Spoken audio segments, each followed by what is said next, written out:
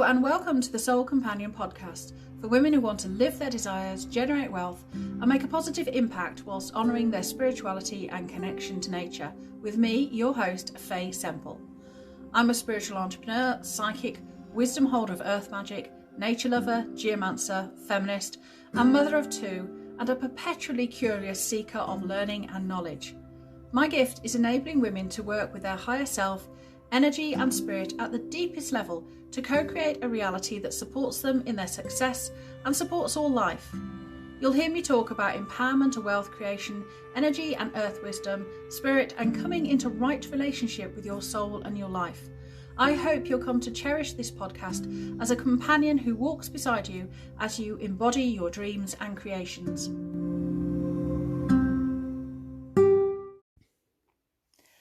Welcome back to Soul Business Companion. Today I want to talk about taking unconditional responsibility for your business and how this will allow you to have a more meaningful and purposeful relationship with it, with yourself, your team and your clients. Now, there was a time in my life when I viewed everything that happened to me as either a blessing or a curse, and that came from a victim mentality. It said that everything outside of me was somehow beyond my control. Of course, there are things beyond our control, but how we respond to situations is incredibly important, and this is what I want to talk about, is responsibility. So like most people, I was born into a largely dysfunctional family. My parents divorced when I was young. My mum took my brother and I to live with her grandparents and her unmarried brother. It was a complete madhouse. And then when I was quite young, my mum actually moved country to get away from it. So I moved to a different school, lost all my friends. I was bullied at school. And that scenario in my young life created a lot of my upper limits that carried me through from adolescence into young adulthood. I felt very helpless, and that really, led me into the role of victim, even though of course I couldn't see it at the time. I didn't realise I was playing the role of victim. I was just, as far as I thought, living my life. And I didn't see it for many, many, many years. In fact, 40 years later, give or take a few. And that's a lot of time to be in life without being an active player in really the game that it is, that seeing the challenges, seeing the ball coming your way. I was really sort of sat there waiting for the ball to come to be kicked to me and then not knowing what to do with it and instantly passing it on or just pretending it hadn't come and ignoring it. So the problem with being a victim is that we use a lot of excuses, and they are excuses when we are faced with a problem, and they don't solve any problems when we make excuses. So let's say you're running a product-based business, for example, and your supply chain gets interrupted and you can't fulfill your orders to your customers. Now, if your customers ring up and says, "Where's my stuff?" You saying it's not my fault, my supply chain was interrupted, really doesn't help. It doesn't help the situation at all. For starters, you've not resolved the shipping issue. Did you check whether your suppliers could fulfill the shipping requirements?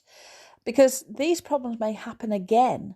So by this logic, if these things are beyond your control, if your supplies are late again, your clients will suffer. So that puts you in the victim role. You're at the victim of your suppliers. But there's more to it than this, because it's not just about the fact that you haven't fulfilled your orders. The relationship with your client is now damaged. Your client distrusts you, and you can feel resentful of your client and I'll use this in inverted commas to show that it's an excuse, sort of blaming you for a problem that was out of your control, in inverted commas. And finally, as a result of all this, you probably both feel worse than before your interaction started. Now, bear in mind that once you have nailed a client, they're much more likely to buy from you again. You don't want to be souring the relationship between you and them with a victim mentality. So, although I've talked about the supply chain here, the same is equally true if you don't show up and deliver as a coach or a consultant. Now, again, I'm not talking about taking absolute ultimate responsibility for your clients' results, because they have to do the work, but you have to show up and deliver what you said you were going to deliver. Now, in life and business, there are really two ways to look at any problem. Now, the first way of looking at them promotes power and achievement, and the second really promotes weakness and failure. So the first puts you in the position of self-empowerment, and the second puts you in the position of weakness. So we want to be making decisions that empower us, self-empower us. So the first thing we need to know is, how do you even know when you're not taking full responsibility? Because I didn't know. I didn't realise that for most of my life.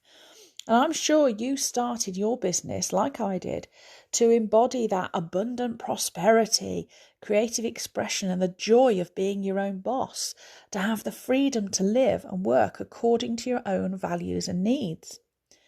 Now, as your business grows into its incarnational and manifested form, you realise that it's its own entity with its own wants, needs, desires, and life path that is separate from your own. Now, you and it are in a relationship. It has its own soul. So being a victim in that relationship is not healthy. You have put yourself in the victim role with not just the outside world, but also with the soul of your business. And if you're in victim mode, you have to take a really honest, hard look at where you put your attention when things go wrong. Is it only on factors that you can't influence? So are you seeing your success as dependent on external circumstances? When things go wrong, is it never your fault? We might say, oh, not enough clients. It's a crowded marketplace. That's why I've not got enough clients. My branding isn't on point. I'm not standing out. That's why I've not got enough clients. My copy isn't great. That's why I've not got enough clients.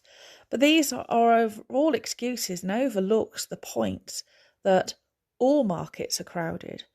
You can do something about your branding and your copywriting. Those are the things that you have power over. You can control those.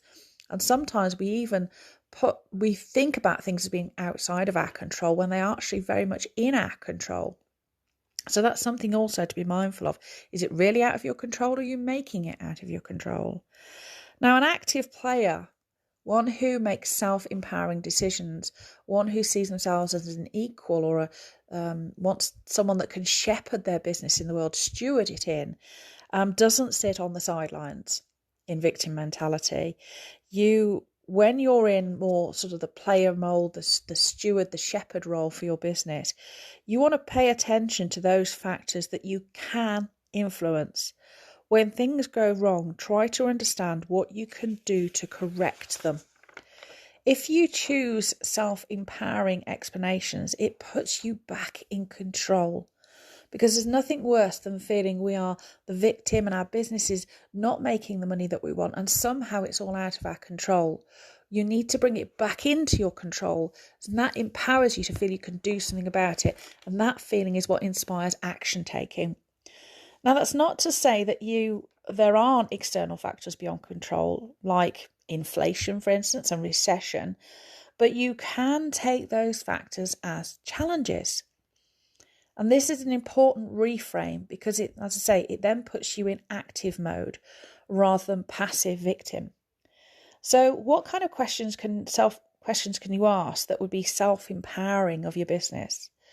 You could ask, what does my business need me to do? You could also ask, how can I support its growth and fulfillment? And this can lead you on a journey with the soul of your business. This is where you need to look at your offers and your services, what's working, what isn't. You need to look at your marketing, what's working, what isn't.